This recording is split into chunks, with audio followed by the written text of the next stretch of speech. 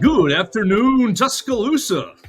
Good afternoon, Tuscaloosa, Internet World, West Alabama, Northport, anywhere you're looking at the Joe Gaither Show right here on Bama Central and BamaCentral.com. I am, of course, Joe Gaither, and you have made it to game week. We are so excited. We are now 5 days away from Alabama kicking off against MTSU, and I'm so excited we've made it through the long off season. We had a little week 0 football for you guys over the weekend, a little high school action in West Alabama, a little bit of Notre Dame, USC, a couple of big teams in action. Vanderbilt beating Hawaii over the weekend as well. So football is here, and you have made it. And I appreciate everybody jumping in and joining us on the Joe Gaither Show on BamaCentral.com. You can watch us on YouTube, on Facebook, on Twitter at Joe Gaither 6 or at Bama Central. You can find us on Spotify, Apple Podcast, and on Amazon, anywhere that you find your podcast. And of course, we want to encourage you to listen to our other Bama Central Broadcasting Network podcast. We have All Things Bama with Katie Wyndham and Austin Hannon, and we have Blue Collar Unplugged with Blake Byler, Matthew Gibson, and Jacob Pickle, giving you everything Nate Oates and Bama basketball related. I'm very, very excited about our show today. I'm very excited about our week. I'm going to be joined by Eryk Anders, outside linebacker from your University of Alabama, played outside linebacker from 2006 to 2009, now making his name in the UFC big time. He is a bad man. He's probably the baddest man I've had on the show so far. I'm very, very excited about that. But, you don't want to hear my intro. I cut a short little thing, and we're going to let the man, the myth, the legend, Bruce Buffer, introduce Eryk Anders, and we'll bring him right in. Out of the red corner, a mixed martial artist holding a professional record, 11 wins, 3 losses. He stands 6 feet 1 inch tall, weighing in at 205 pounds. Fighting out of Birmingham, Alabama, Eryk, your boy, Anders. Eryk Anders, thank you so much for giving me some of your time today. I can't do it like Bruce Buffer, so I figured I'd just go ahead and let him do the honors. Thank you so much for joining us, and I appreciate your time. How's your Monday going? Yeah, it's going well. Bruce is the man. A lot of people want to be him, so often imitate, never duplicated kind of thing. So good on you for letting the man. Absolutely. I figure he can introduce it way better than me, and the imitation would be just cheap imitation. Can I start right with what's it feel like in the cage when he, that's a cheap question, easy question, when he is doing his introductions, the whole, it's time, and getting you going. What kind of experience is that like? Right. He does a really good job of setting the tone. He's got a really good energy, obviously. The voice, you've heard a million times, he's introduced everybody, from McGregor to, a dude who's fighting for the first time, so, he's the man. Absolutely. Well, Eryk, I'm really excited to have you on, and I'm really excited for Alabama football to be back. We're kicking off in 5 days in Bryant-Denny Stadium at 6:30 p.m. on Saturday, and you have the honor of being one of the honorary captains for this weekend's game. Yourself and Darren Mustin are going to be probably at the coin toss and watching all that stuff happen. Just first off, follow Eryk Anders at Eryk Anders on Instagram and on Twitter. Give him a lot of your love and support, obviously, buy all his the next fights and stuff. Can I ask, how's the foot injury going? You recently fought at UFC 289, and a little bit of news came out that you were fighting with a broken foot, a torn tendon, a little Liz Frank injury. How is the recovery coming along with all that? It's going well. I'm in a cast right now. It'll be out on Friday, just in time to walk out there on the field. I'll be in a boot, but it's way better than a scooter or crutches. So, I'm happy about that. Absolutely. Well, I'm really excited to see you back in the cage. What's the next time? When was the last time you were in Bryant-Denny Stadium? I think I've heard a couple of interviews since your playing days where you said, I've been really focused on fighting. I haven't really been back in Alabama or focused on the football team. When was the last time you were in Bryant-Denny Stadium? I try to catch a game a year. Okay. So I can't remember what game I went to last year. But it was probably sometime last year or the year before, maybe. Absolutely. Well, you're from you were born in the Philippines with your parents in the military. Then you moved to Texas as a sophomore. You originally came to Alabama in 2006. And correct me if any of that information is wrong. You're spot on. What's that? You're spot on. Okay, just checking. I want to make sure we're giving accurate information to all our listeners and viewers. You're recruited by Mike Shula, and then obviously the coaching change happened in 2007. So we've heard now in the last couple of years that Nick Saban wants to reestablish the Bama standard, reestablish the Bama factor. Can you talk about the time that Coach Saban came in to the program? Obviously, the coaching change happened. What was the message, or what was the method that Coach Saban used to establish that Bama factor that our guys are trying to reestablish in this year? I think when he came in, he created an atmosphere of competition. Whenever he came, it didn't matter if you were a senior, a fifth year senior, or a true freshman. You're competing for your spot every week. So I think when Shu was here, it was just kind of like known that if you were a senior, you were going to play or start or whatever. And so Saban does a really good job of not only putting the best players on the field, but the best 11 on the field at a time with the best chemistry. So, if you think your job's on the line or you have somebody behind you, trying to take your spot, you're going to try and perform every day in practice, and that level of competition that they have at practice every day makes everybody better because you want to start. And then also now it's like, he's got like the number one recruit D lineman practicing offensive lineman. So you have the two of the best players in the country, that maybe came out of high school or whatever, are now practicing against each other every day in practice. So how could you not get better?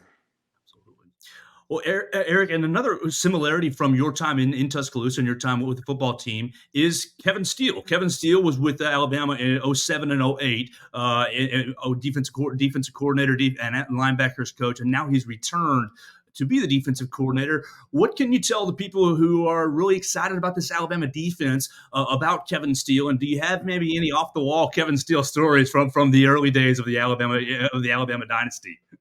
Dude, Kevin Steele's the man. He's one of my favorite coaches. Him and Celso and Surrey are probably two of my favorite coaches I've ever had. And Kevin Steele, he brings this like a different level of intensity to practice. He'll have you ready to run through a brick wall. And he doesn't accept anything but the best and perfection. So you can expect that Alabama defense to be, one of the top defenses in the nation, one of the most aggressive defenses in the nation, and have plenty of turnovers coming this year. I think we're all really excited to see the defense maybe take a step forward from the last couple of seasons. Really, Kevin Steele, the one thing that we've heard a lot about in fall camp is he's coaching the fundamentals hard, and he's coaching us out of mistakes and coaching us to have, good mental preparation.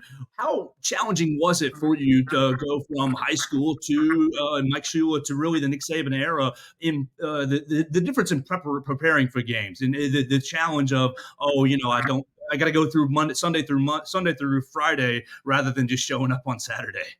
Oh man, from and when I went to high school, it was just kind of like Eryk, go get the ball kind of thing. There wasn't really like we had assignments and stuff, but at the end of the day, go get the ball. And usually I was like the better athlete. It didn't matter if I was right or wrong. I could get to where I needed to be.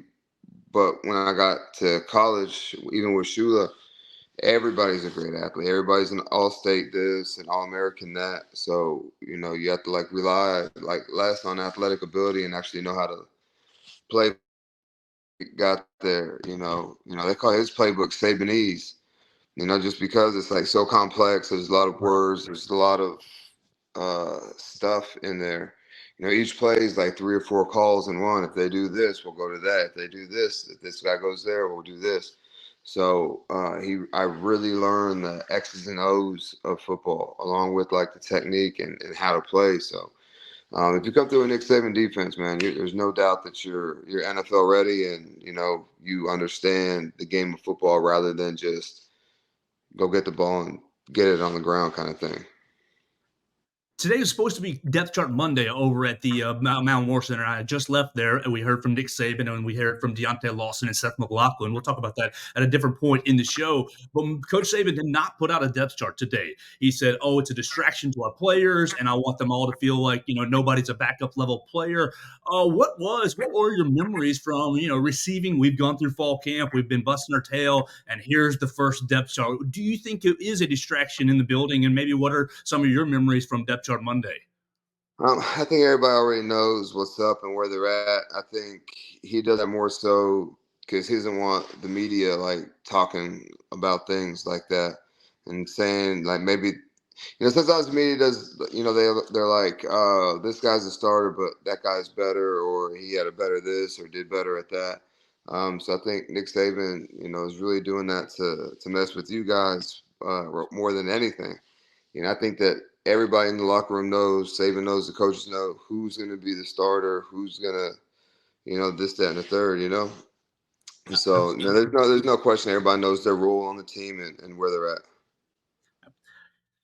When you were here with the Crimson Tide, you played a lot of, I guess it's called jack linebacker, that outside down linebacker, and obviously many people, if you just woke up yesterday and you go, Eryk Anders was in the national championship game in 2009 and had the strip sack on Garrett Gilbert that really sealed the deal. So what do you see, or what does it take to play that jack linebacker? Alabama's going to play Chris Braswell really in that position this year. What really are some traits or characteristics that you would say is vital to being successful as a jack linebacker?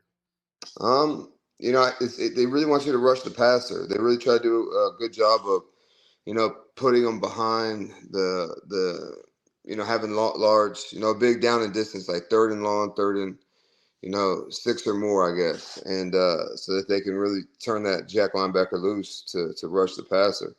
But you have to do everything. You have to rush the passer, stop the run, and, drop back into coverage. And, when I was there, they did a lot because of like my body type and my attributes and stuff. They did a lot of like packages with me and, all kinds of, loop-de-loops and, crazy things because they knew I could rush the passer. That was what I did. That was like the best thing I was good at. So I think another thing that Saban does really well is he adapts the playbook for the players. It's not just like, these are our plays, this is what we do.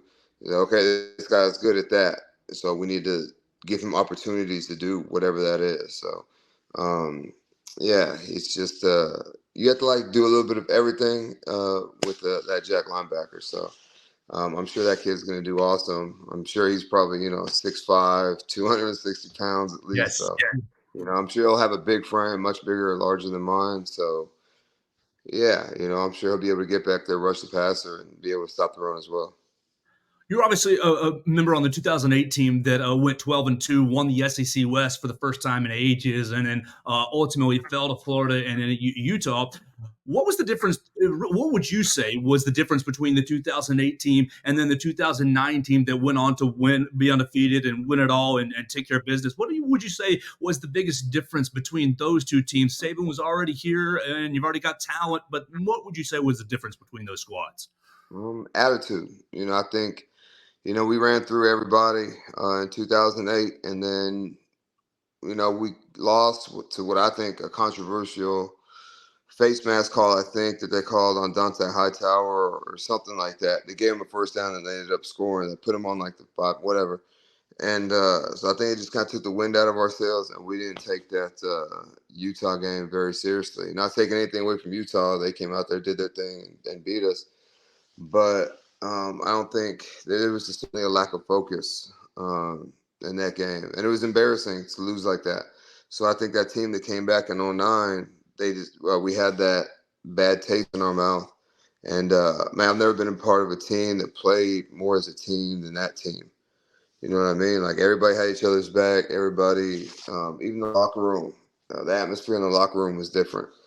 Everybody just kind of gelled, meshed, and we went undefeated that next year and won the whole thing. So I think that I hate to be cliche and say everything happens for a reason, but I honestly think if we don't lose to Florida, no telling what would have happened in the national championship game. I don't even remember who played that year, Florida and whoever. Oklahoma, I believe. In Oklahoma, yeah. I believe so. I couldn't tell you what would have happened in that game, but because we lost to Florida, because we lost to Utah that very next year, we went on to win it all. That's awesome. That's great. You talk about the chemistry and having each other's backs and the closeness. Is that something that the coaching staff can take part in, or does that really have to be player-led and player-driven? Both. I think the coaches do a really good job, especially Saban, of putting the team in positions where they have to play as a team and not just like even in college football. There's some teams that just have like 1 or 2 players, and it's like throw the ball deep to this guy or give the ball to that guy. He does a good job of spreading the ball around, making sure everybody is doing their job and their assignments. And he also elects players to kind of be on they call it a leadership team, I think is what it's called. And they kind of make decisions on like punishment for players or and things like that. So it just kind of holds everybody accountable. And 'cause sometimes, like, I've been on some teams where it's like the players versus the coaching staff or whatever, and it's never a successful team. So this kind of puts everybody on the same page. And yeah, it works really well what he does. My man Wendell Hare is watching us on Facebook. I'm going to bring his question in right here. Was there anything that you carried over from Alabama football into the cage, into UFC when it comes to mental and physical preparedness? Yeah, Nick Saban did a really good job of articulating the process and what that entails. Doing everything, putting yourself in the best. Nothing's guaranteed. No wins aren't promised. You can't just show up and win. So he did a really good job articulating the process and dotting the I's and crossing the T's. And putting yourself in the best possible position to win. Obviously, I haven't won every fight, but I've done everything I can to get prepared for a fight. And then whatever happens in there, it's whatever. If I win, of course I expect to win, but loss, it still hurts. It's still I don't like losing, but at the same time, like, I can sleep easy at night knowing that I did everything I was supposed to do to get ready for the fight, and the fight just happened the way it's going to happen. We're talking to Eryk Anders, UFC middleweight / light heavyweight. You're still kind of in the middleweight zone, right? You once you transition back to middleweight, okay, perfect. And you can make sure you guys follow him at Eryk Anders on the Instagram machine, and you can see him this Saturday as honorary captain at Bryant-Denny Stadium, right there, 6:30 on Saturday against MTSU. I want to ask you about after Alabama. After Alabama, you spent just a little bit of time with the Cleveland Browns and a little bit of time in the Canadian Football League. Today, or really tomorrow, is NFL cut day. You're getting these 3 or 4 days to cutting down the roster. What was that moment like for you with the Browns, or and really with the Canadian team, where you're like, oh my gosh, my football career is kind of in flux? What was that moment like for Eryk Anders? Well, I mean, I already knew that, like, I got picked up in free agency, so I already knew I wasn't like I knew I really had to work to earn my spot. And so, I mean, of course, nobody wants to get cut, and it's like, but I already knew anyways. Like, football ain't gonna last forever, anyways. But at the same time, it's like, dang, I just lost my job, so to speak. What am I gonna do next? And I went to Canada, and the exact same thing happened. And then I went to so when I went after Canada, I was like, oh well, whatever. I've already been through this once. And then I played a year of arena football, and then came back, and then it wasn't shortly after that I started working and training to fight, and maybe like 4 years, 2 years after that, something like that, I started fighting professionally, and yeah, I think 2 years after I turned pro, I made it to the UFC, and I've been here for about 6 years now. So yeah, it's been good. I think like I was saying before, you have to go through some things to lead you in another way. So yeah, it's like getting cut or whatever, and I really didn't understand why. And I wanted to play football. I was like bitter, upset. But then I found fighting, and to be honest, I enjoy this more than I ever did football. So I think if I kept playing football, obviously, like, I'd have never found fighting, and I have a lot more, probably make a lot more money doing that than I do fighting. But man, I'm very happy and more happier fighting, and with my schedule and stuff, and the actual sport and competition, training and practice and things, than I ever was football. Man, it's 500 degrees outside. It's miserable. I, Yeah. I do an inside sport now. I get to practice in the air conditioning, so it's all good. You can't put a price on internal fulfillment. So that's really Yeah. strong. I read that once you were out of football, and again, correct me if I'm wrong, but I read that you were working maintenance in apartments around Tuscaloosa for a little bit of time. Uh, Dude, I did a lot of stuff. I really thought that, like, and this was probably like the biggest eye-opening experience outside of getting cut and all that other stuff. I thought, because just a year before we had won a national championship. So I came back to Tuscaloosa thinking that I would be able to get a job somewhere. Several people, you know, wanted to like go to lunch or whatever, and under the premise of a job interview, and then we'd eat lunch, and we talk about nothing but Nick Saban and Mark Ingram. And at the end of the thing, I'm like, yo, so what's up with that job? And he's like, oh, we don't have any openings. So that was like one of the biggest frustrations is that, you know, people would, hey, come interview for this job. And I don't have no job experience. Like, you know, I wasn't thinking, I thought I was getting like special treatment because I played at Alabama. It's like, we're going to go to lunch instead of me coming to the office for the job interview, you know? And then they just switch it up on me at the end. And long story short, man, I found myself, I did a lot of things. Like I cleaned apartments. You know, when you move out an apartment, people had to like, somebody comes in there, paints it, cleans it to get ready for the next person. I was doing that. I was working for a company there in Tuscaloosa. I can't remember the name, but they cleaned factories. Like pulp mills, paper mills, you know, things like that would shut down, and then we go in there and clean it, which is, it doesn't sound like much, but it's dangerous because they would use water lances, which is like what do you call that thing? Pressure washer. A pressure washer on steroids. Like people were out there losing fingers and toes, you know, off of that stuff. I worked for Coca-Cola for a little bit. Worked in the Redstone Arsenal up in Huntsville, and that's, you know, I thought that was where I'd be forever. And then that ended, and I just came to Birmingham and sold out to fighting. And, you know, like I said, I don't like, at the time I didn't understand. I was very resentful towards the University of Alabama. But at the end of the day, if I'd have got me that cush job or whatever, then I would have never found fighting. I never would have fought. And so, yeah, I needed to go through that. Well, your fights really from an amateur fight fan. I've been, I guess, watching UFC since I was probably 13 or 14 or so. So right around the early days of the UFC, you fight just beautifully, really all out, throwing everything you got at people. And so for anyone who maybe is not into the UFC or into MMA, I really encourage everybody to check out Eryk Anders when he gets back into the cage. You're going to be recovering from your foot injury, and then probably sometime next year take on some unlucky soul somewhere down the line. Just want to encourage everybody to make sure that they're supporting Eryk Anders. You know, in the cage as well. So one thing I want to ask you is about that moment, about your search, kind of about your search, and then you end up fighting over here on Skyline Boulevard, and really, I read that you're 22, 20 something amateur fights.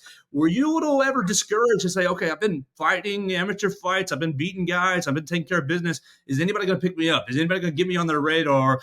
Get me into? I guess it was Bellator that was maybe first. I had it was yeah, Bellator was first. What was your thought process like going through and taking all those amateur fights? Well, for me, like I had no experience fighting. I got like JV wrestling experience, and I just like there have been a couple guys that I had trained with that fought in the UFC, and just like the level of skill compared to mine it wasn't even comparable. You know what I mean? So I wasn't like blind and, you know, was like, yeah, I'm the best fighter out here. I knew I wasn't very good. I just wanted experience. And then like towards the end, I was fighting at like heavyweight in 205, and then you know, I decided to go to middleweight because I saw John Jones and Daniel Cormier fight, and I was like, there's no way, I don't stand a chance. So then I had to like learn how to like cut weight and fight and operate at that weight. And then, you know, it wasn't long after I turned pro, like I was fighting, you know, pretty frequently. You know, I think the first year I was a pro, I fought 5 times in a year. Yeah. And then 3 times the next. And then I, you know, fought a bunch. And I got to the UFC at like 8-0. And I also knew because of the whole Alabama background thing, like there was already like a built-in fan base and stuff. And I knew that the UFC would be able to use that and market that or whatever. So that's what they want. You know, they want to be able to market you outside of fighting to like kind of pull that fan base into them. And that's how they've grown as a company, is they get guys from other backgrounds, other sports or whatever, and they bring them in, and you know, that the people that brings that fan base with them. So that makes the UFC grow. And they know that they know how to market the company and things like that. So I knew they would happen fast. Like 8 fights, that's not a lot of fights. 8 professional fights, it's not a lot of fights to get in the UFC. But I just figured and had a hunch that it would be like that. And I fought for Bellator, I think, after like my 5th fight. And they didn't even know who I was. Like they fought in Memphis, and I went to Scott Coker afterwards, and I was like, "Hey, who's the president of Bellator?" And I was like, "Hey, thanks for the opportunity. Just want to introduce myself, be personable." And he was like, "Who are you?" I was like, "Dude, Oh, I just knocked out a dude in 23 seconds. What are you talking about?" But it's like, again, it's whatever. I'd rather fight for the UFC than Bellator. Like, obviously the UFC is more popular, probably make more money, and so it's all good. absolutely.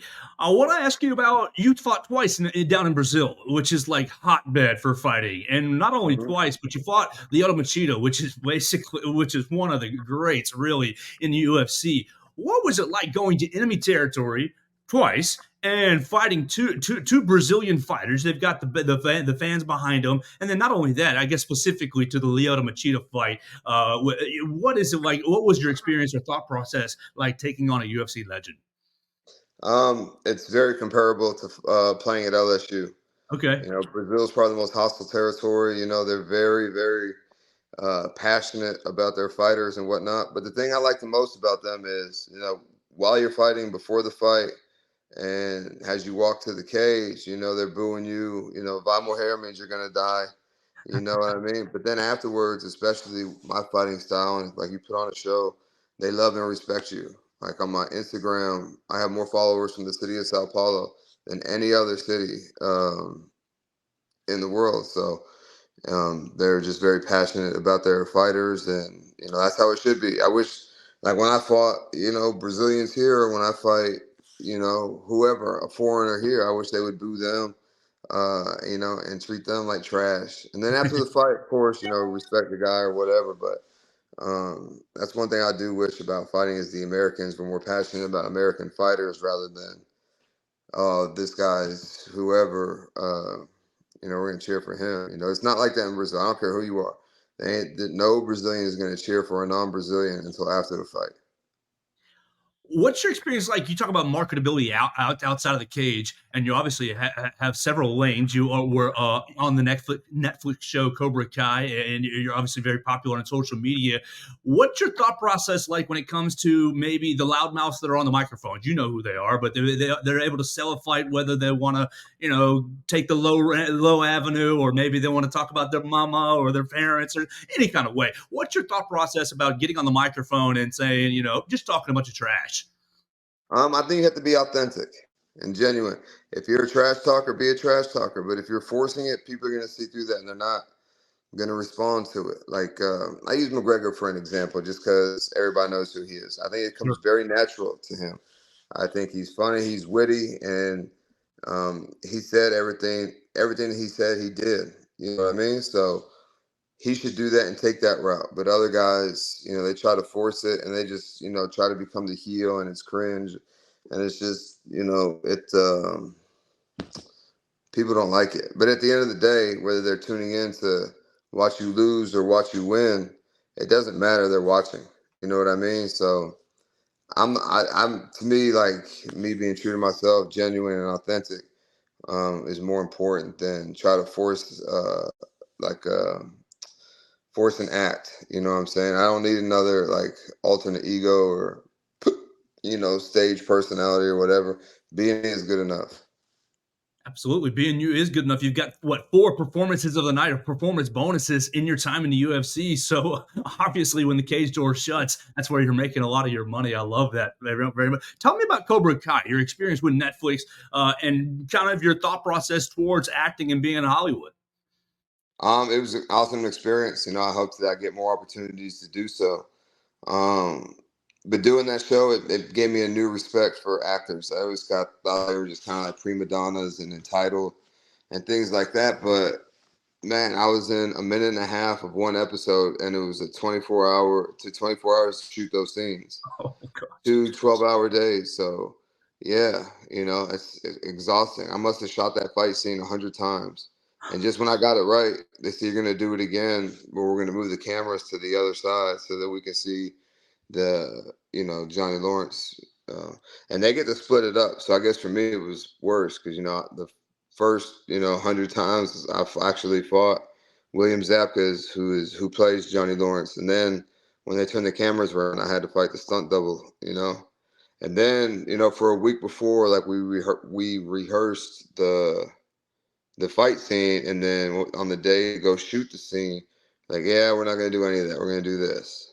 So it was cool. I got paid to do the practice stuff. So really, at the end of the day, it really didn't matter to me. But I was just like, man, there's a lot of improv and last minute switching things up. So it just gave me like a new respect for actors because, like I said, I just kind of thought that they were had their nose up in the air. But William Zapka is a fabulous individual. And the thing that I can appreciate the most about him is he is Johnny Lawrence. His personality is, I don't even think he has to act. I think he just has to learn the lines because, just talking to him like, off camera or whatever.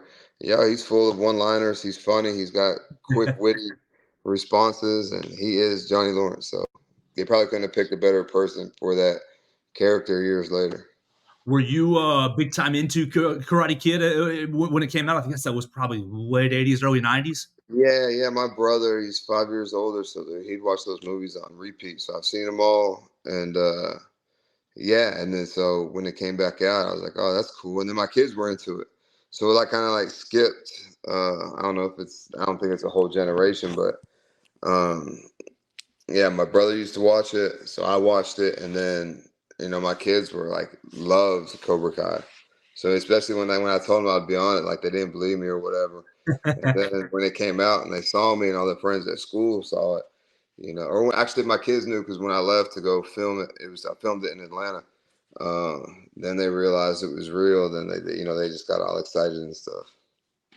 You began training really professionally in Birmingham, is what I have, and then you moved out to Arizona, and then through our text today, you're back in Alabama at the moment. Are you still, when you recover, are you going to be planning to train in Birmingham or back in Arizona or somewhere else?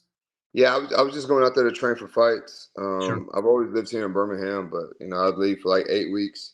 I think my kids are getting older and being gone for 2 months. It's just yeah, I don't like it so much. So I don't think that I'll be gone for 2 months at a time or whatever. I think I'll start doing my camps and training here again, and I'll find a way to make it work that way.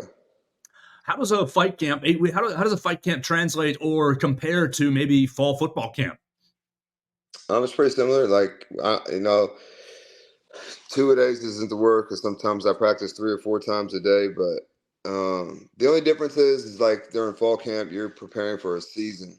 Right. I'm preparing for just one fight, one individual. I'm preparing for 15 minutes over the course of 8 to 12 weeks.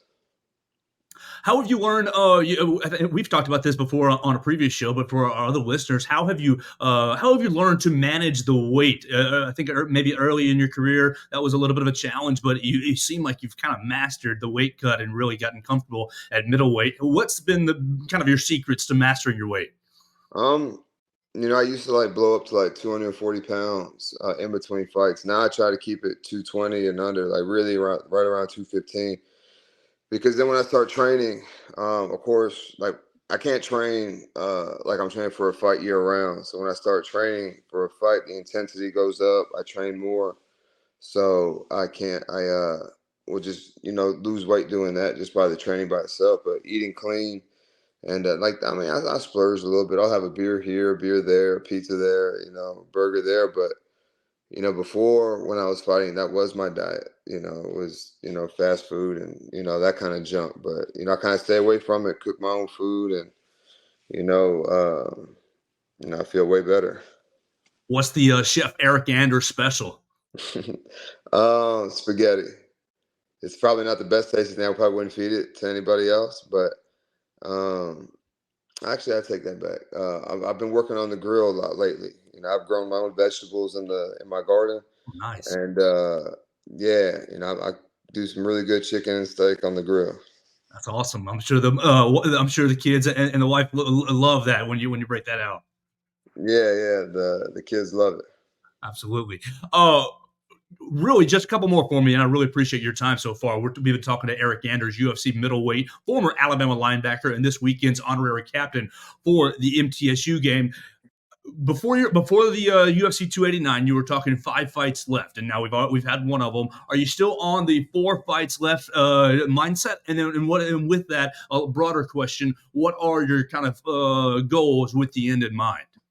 Yeah. I only want to fight 4 more times. But even then, 4 more times, that could be like 2 more years. So I'll be 38. That's ancient for an athlete. Um, I've already started other things like managing fighters, commentating fighting.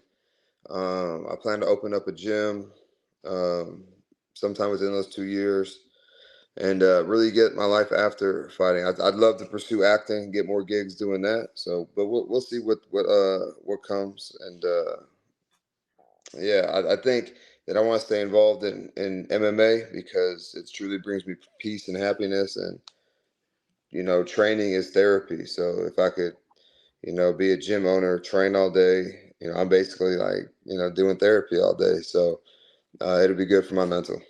Absolutely, and it's a skill that you can continue to pass down to everyone and anyone who's really Yeah, wants to get absolutely. into it. So I love that answer. Just got to get back to football here. Have you paid any attention? Have you paid attention to what this team's going to look like this season? And really, how excited are you to really be in Bryant Denny Stadium serving as the honorary captain this weekend? Yeah, it'll be dope. It'll be cool. And with Kevin Steele back on defense, I think I'm a defensive guy. Offense is cool and all, but I love when defenses come up with stops, 3 and outs, and things like that. So I think we'll see a lot of turnovers. We'll see a lot of 3 and outs. We'll see a lot of big plays out of the defense, which makes football for me exciting. One thing I noticed on your Instagram was a link to an OnlyFans. Are you keeping that active? And is that mostly just exercising, or are they seeing other sides of your life on there? And how can they support you there? Man, you're gonna have to like and subscribe and find out, man. There you go.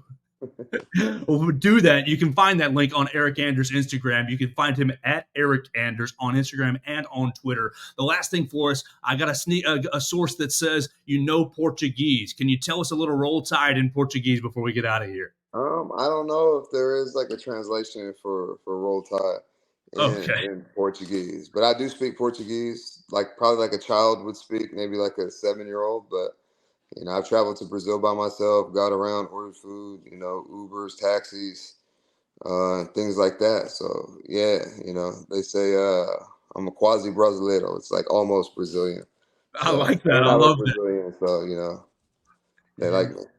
Absolutely. Well, we love you too, right here in Alabama, and I really appreciate your time, Eryk. I hope you have a great week. I know you're going to jump on with Roger Hoover in just a little bit. I just ran into him at the Mal Moore Center. Tell Oh Roger I said yeah. hello in just a little bit. And really, anything that you'd like to promote or tell the Alabama fans viewing and listening to us today. Yeah, man, just get out there, follow me, support me at Eryk Anders, like you said, and see you guys Saturday. Absolutely, Eryk. Thank you so much for your time. I really appreciate it, man. I cannot wait to see you back in the cage, and I'll be waving one of the 100,000 waving down at you on Saturday. Man, appreciate it. You have a good one. Yes, sir. Thank you so much. Thank you. That's Eryk Anders, former outside linebacker here on the program. And wow, I'm very, very grateful for his time. He's going to have a busy week selling his appearance right here in Tuscaloosa. You guys can see him at the Bryant Museum on Friday. He's going to be signing autographs right there. Make sure you pay attention to his career. And if you can't pay attention to his career, I will be paying attention for you the next time that he announces a fight. I'll be talking about it right here. I love watching him fight. He goes all out. He goes all out. He's throwing bombs. He's throwing haymakers and elbows. He's got pretty good wrestling. He's an aggressive fighter. He's won 4 performance bonuses in the UFC already. So whether he wins or loses, you're going to see a great fight. And much like Tuscaloosa supports Deontay Wilder, I'd love to see Tuscaloosa, West Alabama, the university, you really get behind Eryk Anders. If he's only got 4 fights left in the UFC, really we need to do our best to give him as much support over those 4 fights so we can send him out a winner in each of those fights. He's recovering right now from a Liz Frank a broken foot injury. He fought UFC 289 with that broken foot. What a bad dude. So honestly, really appreciate his time. Really appreciate everything that he was able to give us on the program today. Look, that's going to do it for our show today. I'm going to be interviewing Sam Doughton. Sam Doughton is an MTSU staff writer tomorrow. He's going to be joining us tomorrow on the program. He's going to tell us all about the Blue Raiders. He's going to tell us all about that win against Miami last year and how they're planning on coming to Tuscaloosa to do it again. Fat chance. But I can't wait to hear from Sam Doughton tomorrow. He's going to be joining us for the program to break down the Blue Raiders and break down everything that MTSU is trying to throw at Alabama on Saturday. On Wednesday, you'll hear from Darren Mustin, the other honorary captain. Darren Mustin, I'm actually going to have that conversation later on this evening, and we're going to run it on Wednesday. So that'll be the Wednesday program. So you'll have both honorary captains in the same week. Very, very thank you, Lord, for helping me set that up. Really appreciate that. Absolutely. And then on Thursday, we're going to run the conversation that I had with Jay McPhillips. I talked to Jay McPhillips from Yale, Alabama for a little over an hour on Friday afternoon. Jay was great, correcting me on a lot of things that I may have missed and a lot of things that I may have had wrong. So I really can't wait for you to hear that conversation on Thursday. That's going to be kind of the lineup for the rest of the week. Friday, we'll kind of do a football Friday. We'll set up the high school area games, and we'll talk all about the SEC matchups, week number 1, Alabama, MTSU. We'll talk about who's gonna be a quarterback, this, that, and the other. Coach Saban was funny today. Coach Saban was funny, not putting out a depth chart, kind of saying it's a distraction and kind of poking at the media a good bit there, talking about the depth chart. So we'll talk about that on Friday, but I cannot wait for the rest of the week. We'll hear from Sam Doughton, MTSU staff writer, tomorrow on Tuesday. We'll hear from Darren Mustin on Wednesday, former Alabama linebacker, and we will hear from Jay McPhillips, executive director of Yale, Alabama, on Thursday. Want to encourage you guys to check out all our other Bama Central Broadcasting Network podcasts. You've got our friends All Things Bama with Katie Wyndham and Austin Hannon, and you've got our friends Blue Collar Unplugged with Blake Byler, Matthew Gibson, and Jacob Pickle. So the three of us together make up the Bama Central Broadcasting Network. You can hear it anywhere on BamaCentral.com. You can watch our shows on YouTube, on Facebook, on Twitter. You can listen to us on Spotify, Apple Podcasts, and Amazon. Find me on any of the social medias at Joe Gaither 6. Find Eryk Anders, go tweet him, let him know that you're thankful to have him on the show, and give him a big old roll tide. We're looking forward to seeing him on Saturday. Send me any of your comments, questions, queries, and complaints right there at Joe Gaither 6 for any of your social medias. And as always, I love you guys the most. We'll be back for another edition of the Joe Gaither Show right here on Bama Central and BamaCentral.com.